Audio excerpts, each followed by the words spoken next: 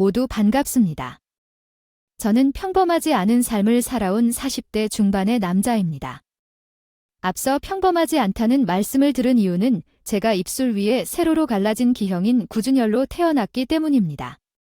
구준열이 뭐냐 하면 언청이라고 하시면 바로 이해가 되실 겁니다. 어릴 적에 너무 많은 놀림을 받고 자라서 항상 위축되고 긴장되어 있는 상태로 성장했습니다. 부모님이 수술을 3차례 시켜주시긴 했지만 흉터가 지워지지 않아 심적으로 고달픈 인생의 연속이었습니다.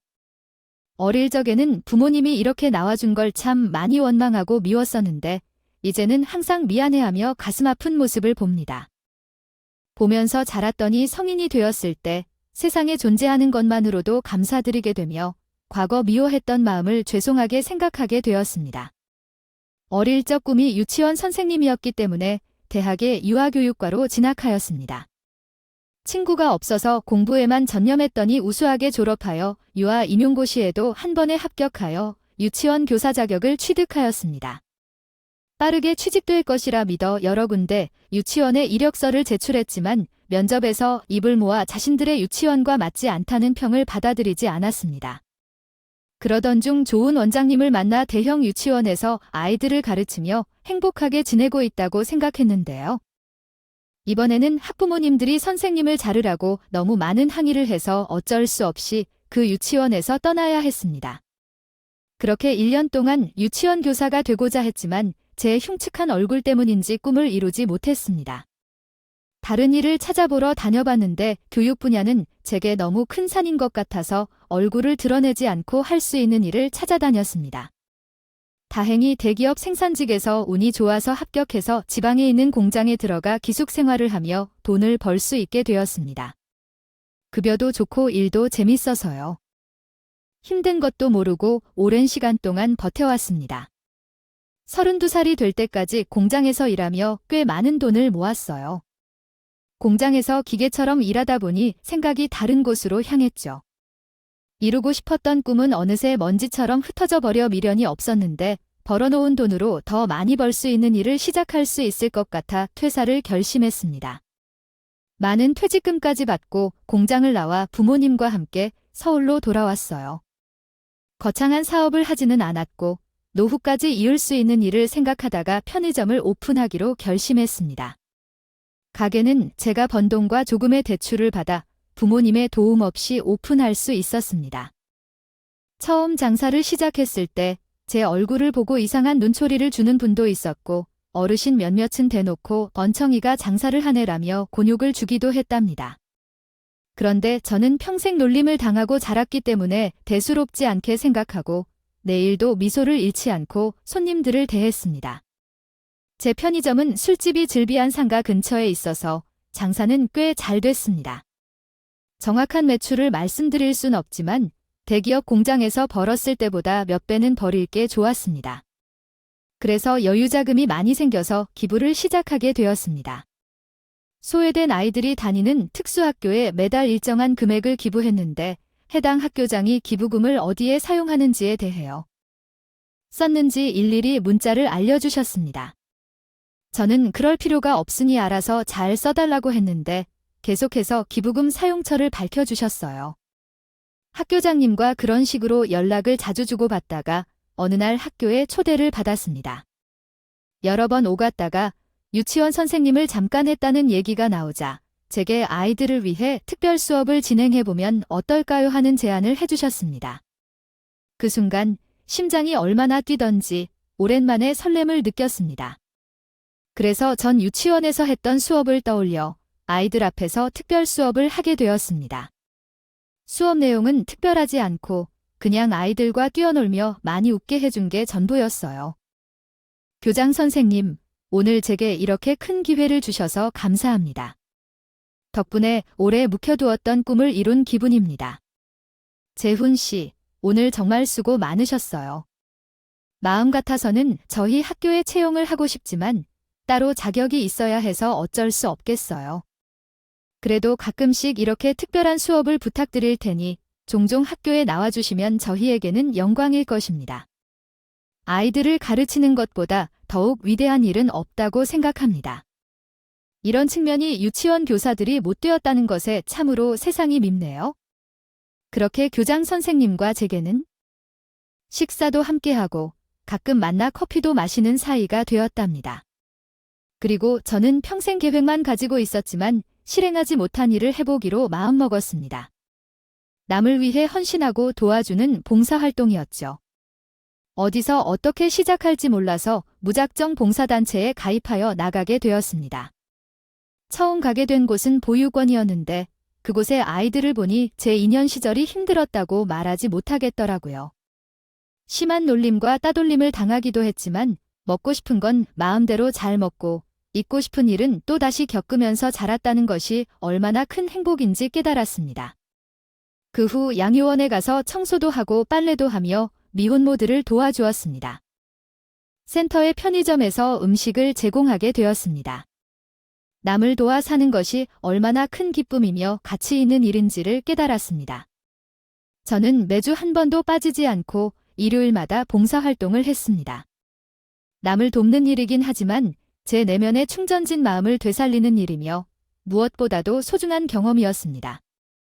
42살이 될 때까지 편의점 일과 봉사, 그리고 기부까지 모든 것을 균형 있게 잘 해나가며 인생의 기쁨을 지켜냈습니다. 이렇게 열심히 봉사를 하면서 처음으로 여자친구가 생겼습니다. 그녀는 얼굴과 마음이 너무 아름다운 사람이었죠. 비록 제가 먼저 그녀에게 반했지만 연인이 될 가능성이 희박하다고 생각하여 마음속으로만 그녀를 좋아하고 있었습니다. 그런데 여자친구가 제와 같은 마음이었는지 제게 관심을 많이 주고 예쁜 말을 자주 해주더라고요. 지은 씨, 진짜 봉사활동을 열심히 하시네요. 이렇게 멋진 남자는 나중에 누구와 결혼할지 참 궁금합니다. 네, 요시, 제 얼굴을 보시고도 그런 말씀이 나오세요. 저는 평생 여자 손을 못 잡아본 자입니다.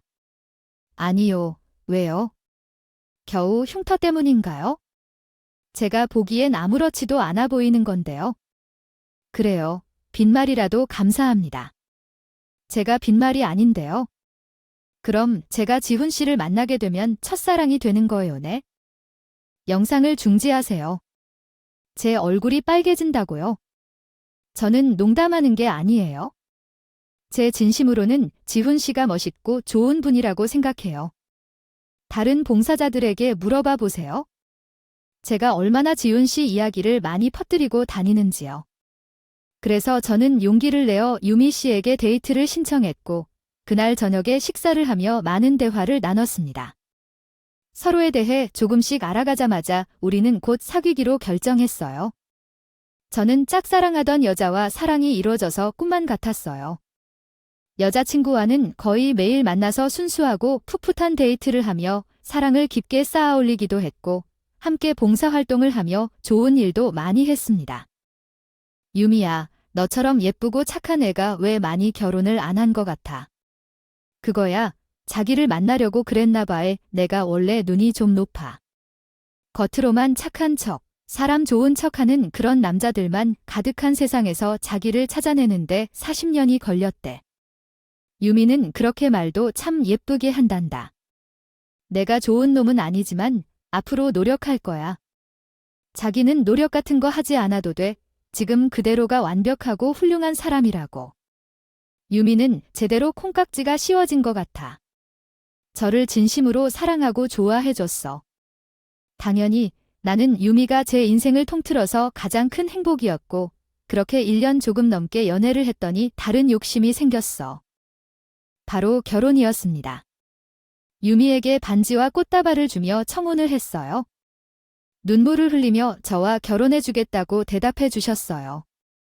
그래서 저희 부모님께 유미리를 인사시켜 드렸더니 엄청 기뻐하시며 축하해 주셨어요. 며칠 뒤 유미네 집에 인사를 가게 된 날 어찌나 떨렸는지 청심환을 새벽이나 먹었어요. 처음 본 예비 장모님과 처제 처남은 제 얼굴을 보고 깜짝 놀랐어요. 여보게 자네 얼굴에 그거 뭔가 설마 엄청이야? 내 어머님 구순녀를 가지고 태어났습니다. 잘 얼굴이 좀 징그럽죠? 좀 그런 정도가 아니라 흉측하네. 징그럽다고, 유미야?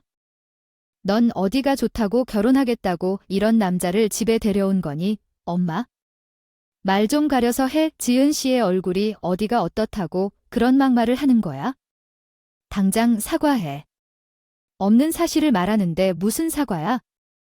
엉청이를 말씀으로 드리는 건 없다. 긴 말 할 거 없이 그냥 나가.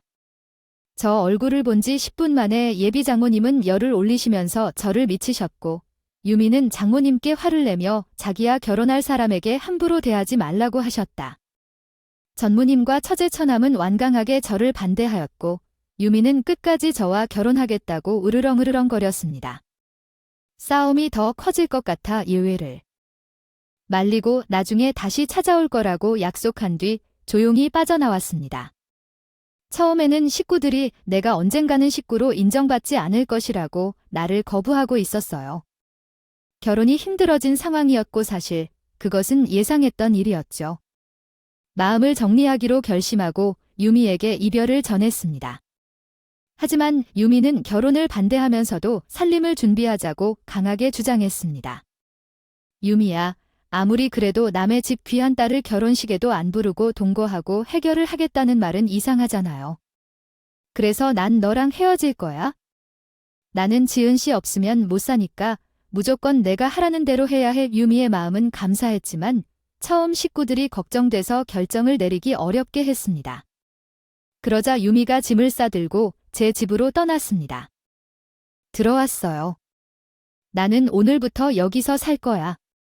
그리고 혼인신고서도 가져왔으니까 빨리 작성해. 윤미야, 너 진짜 후회하지 않겠어? 후회한다면 나는 자기 없으면 빈 껍데기일 뿐이야. 그러니까 내가 하자는 대로 해. 좋아, 좋아? 윤미야, 나도 너가 없으면 못 살 것 같아. 내 평생 유일한 사랑을 놓치고 싶지 않다고. 내가 자기 집 풀어줄게. 어서 들어와. 그렇게 우리는 동거를 시작하며 혼인신고도 마쳤어. 이렇게까지 일을 벌이니 처가에서 나를 사위로 받아주겠다고 하더군요. 장모님은 당신의 딸을 엉청이 빼앗겼다. 이는 막말을 하셨지만 저와 윤미가 잘 살길 바란다고 말씀하셨군요. 제가 내 딸을 잘 대해야 한다고요?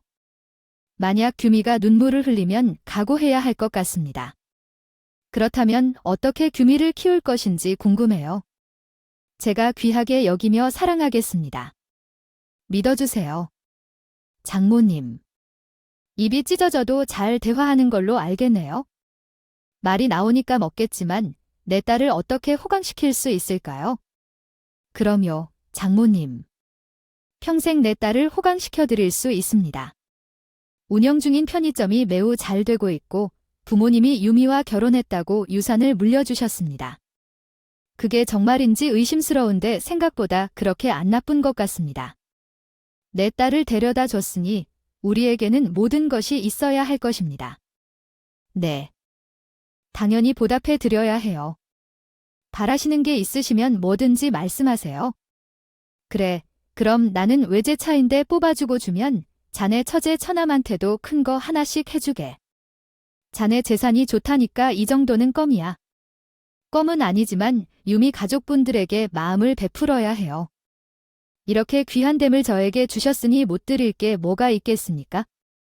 그래서 전 큰 돈을 써서 첫 식구들에게 선물을 해드렸습니다. 그래서 첫 식구들과 화해하고 잘 지내기 시작했어요. 저는 아내인 유미에게 면사포를 씌워주지 못한 게 마음에 걸려 결혼식을 하는 게 좋겠다고 가족들 앞에서 말했는데 식구들 생각은 저와 달랐어요.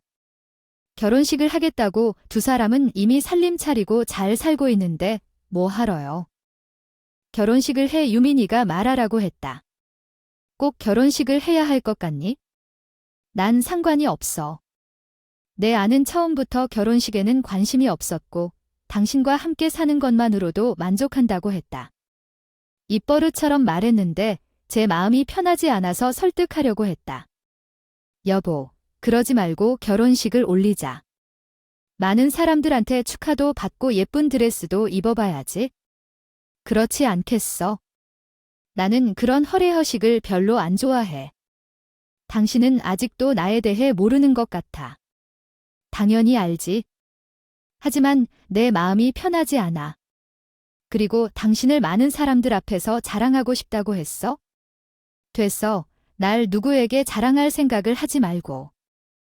당신만이 나를 자랑스럽게 생각하면 돼요. 결혼식은 그냥 생략하고 그 돈으로 기분 나타나면 좋을 것 같아요. 아내가 완강하게 결혼식을 거부하자 장모님의 얼굴에 미소가 활짝 폈는데 그 이유를 대충 짐작할 수 있었습니다. 언제나처럼 제가 창피해서 결혼식을 하고 싶지 않았던 것 같았어요.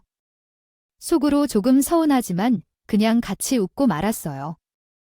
그렇게 인정받는 사이로 살기 시작했지만 어찌된 일인지 장모님과 첫 식구들은 제 전화를 아예 받지도 않았어요. 한 달 내내 안부 문자를 보내며 친해지려고 노력했지만 답장이 없었어요. 하지만 돈이 필요하거나 사고 싶은 게 있을 때는 전화를 주셨네요. 탁서방, 나랑 통창들이랑 이번에 온천 여행을 갈 거야. 그래. 장모님, 즐거운 여행 되세요. 그게 다야? 따로 내게 줄 게 없어? 장모님은 항상 그래. 노골적으로 돈을 달라고 하시고 처제와 처남도 급하게 돈이 필요할 때만 나를 찾았어. 이런 처집구들의 행동이 섭섭하고 마음에 들지 않았지만 아내에게 말하지 않고 혼자 속으로 삼겼어.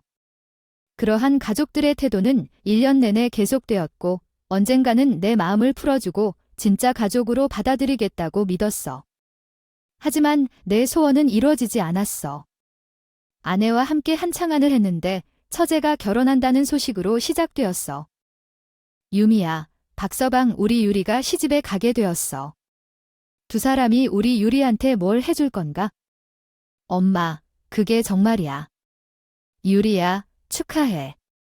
그런 소식이 있으면 미리 알려주지 그랬어. 뭐 하는 남자야? 언제 우리 집에 인사 오는데 아내의 질문에 처제가 고개를 숙였고 장모님이 대신 대답했습니다. 인사는 진작에 왔었고 지난주에 상견례까지 다 끝났다. 이제 결혼식만 하면 돼. 뭐라고? 왜 우리는 초대 안 한 거야? 내가 유리 언니고 이 사람이 형부인데 응당 상견례에 가야 하는 거 아니야? 그렇게 됐어. 넌 그게 뭐가 그리 중요하다고 찾아건 따지려고 드냐? 그럼 가만히 넘어가게 생겼어. 도대체 우리를 부르지 않은 이유가 뭔지 알고 싶어 그러자 장모님께서 엄하게 얼굴을 찌푸리며 대답했습니다. 아, 딱히 안 먹었어. 내가 왜 니희들을 초대하지 않았는지는 니희들이 더 잘 알 거 아니니? 사돈 쪽에서 정의가 가족이라면 얼마나 불쾌하게 생각하겠어? 아무리 세상이 좋아졌다 해도 기영이가 가족이라고 하면 누가 좋아하겠어? 뭐 기형이 엄마, 지금 그걸 말하고 있는 거야?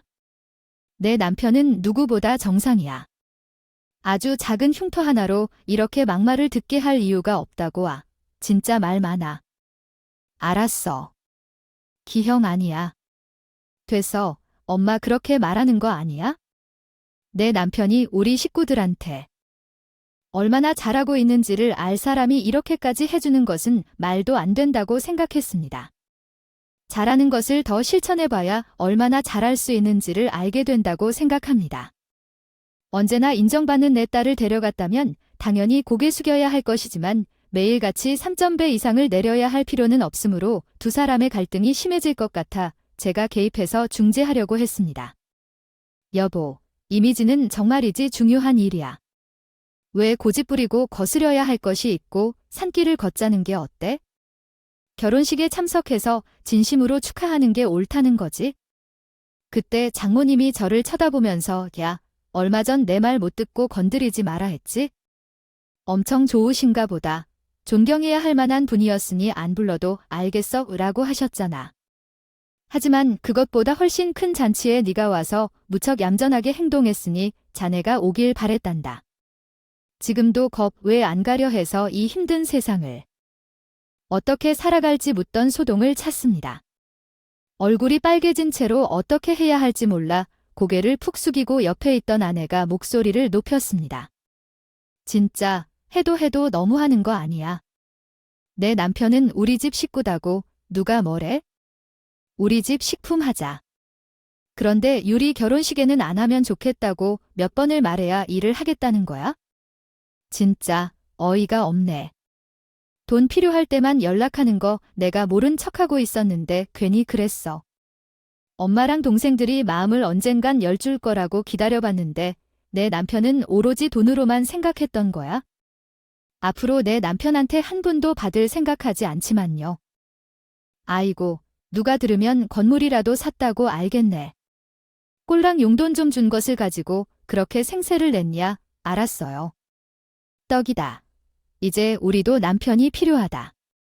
없어. 우리 남편이 뭐 하는 사람인지? 아니, 성형외과 의사야. 강남에 있는 돈을 쓸어 다니는 능력자라고. 진짜 돈밖에는 모르는구나. 엄마가 그러니까 동생들이 그런 모양이지. 뭘 보고 배우겠어? 연연히 엄마한테 못하는 소리가 없네. 너희 남편이랑 당장 나가. 그리고 유리 결혼식으로 생각하지 마라. 누가 간다고 했어? 오라고 설정해도 안 갈 거야. 자기야, 가자. 저는 아내의 손을 잡고 처가에서 빠져나왔습니다. 그런데 집으로 돌아가면 깊이 생각해봤더니 아무리 화가 나더라도 아내가 심한 소리를 한 것 같아 달랐습니다. 여보, 아무리 장모님이 심하시다 해도 그렇게 말하면 안 돼. 내가 틀린 말을 한 것도 아니고 사실을 말한 거잖아. 그리고 당신이 매번 그냥 가만히 있어서 더 무시하는 거라고. 미안해. 남편이 한없이 부족한 사람이라, 여보. 그래도 처제 결혼식은 가야 해. 동생 결혼식에 언니가 가지 않으면 안 되겠어? 아, 몰라. 자기 싫어. 만약 가도록 해도 당신이랑 함께 갈 거야. 그렇게 아내는 감정을 쉽게 삭히지 못하고 며칠 동안 가족들과 한마디도 하지 않았습니다. 처제 결혼식이 하루 앞으로 다 갔는데 여전히 장모님과 아버지가 후회하지 못해서 난감한 상황이었습니다. 저는 조용히 축하만 해주고 오는 것이 어떨까 싶어서 아내를 계속 설득했더니 겨우 마음이 풀렸습니다. 당신도 같이 가는 게 어때? 응, 장모님이 싫어하실지도 모르지만 결혼식장에서 뭐라 하시겠어? 행복한 날이니 축하도 하고 화해도 하고 오자. 그래, 다녀오자. 마치가 동생 결혼식에 빠질 수 없으니 가봐야지. 미워도 내 동생이니 별 수가 있나. 잘 결정했어. 내일은 분명 모두 웃고 잘 화해하고 돌아올 거야. 그렇게 아내를 설득하고 이튿날 처제 결혼식에 참석하려고 이른 아침부터 꽃단장을 했습니다. 미리 알았다면 아내에게 옷 한 벌을 사주었겠는데 아쉬움이 조금 있습니다. 저희는 예식 시간보다 2시간 일찍 도착했습니다. 미리 가서 처가와 화해도 하고 처제 남편과 대화도 나누었죠. 이윽고 호텔 로비를 지나 2층 계단으로 올라가려는데 처남이 담배를 피우러 나가는 길에 저희 부부와 마주쳤습니다. 누나, 왜 여기 온 거야? 이 자식이 누나 매형을 보고 하는 소리가 왜 왔느냐고요. 아니, 엄마가 알면 난리 날 것 같으니까 그렇지. 야, 인마. 아무리 그래도 이젠 맞이하고 맞이하니까 결혼식에 빠지면 되겠니? 엄마는 내가 알기에 해줄 테니까. 넌 조용히 찌그러져 있어? 그러자 처남은 조용히 담배를 피우러 나갔고 저희는 이어서 계단을 올라갔습니다. 아직 하객마제가 나오지 않아 아무도 보이지 않았고 신부 대기실에 먼저 찾아갔습니다. 거기에는 아직 편한 옷을 입은 처제와 턱시도를 입은 예비동서가 둘이 있었습니다. 아내가 먼저 처제에게 손을 흔들었습니다. 얘야, 유리야. 언니, 아빠 어머니 왔어? 표정이 왜 그래? 우리가 뭐 못 올 때라도 온 거야. 아내의 말에 예비동서가 누구냐고 처제에게 물었으나 그제야 저희를 소개시켜 주었습니다.